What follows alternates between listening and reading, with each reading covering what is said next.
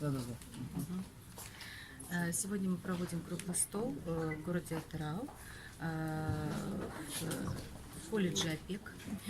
Вчера у нас была такая экскурсия, мы посмотрели сам колледж, показали журналистам сам колледж, показали лабораторию возможностей. Надо отметить, что ОПЕК – это один из 4 проектов колледжа мирового уровня, и именно вот ОПЕКовский колледж показал очень хороший, действительно, мировой уровень.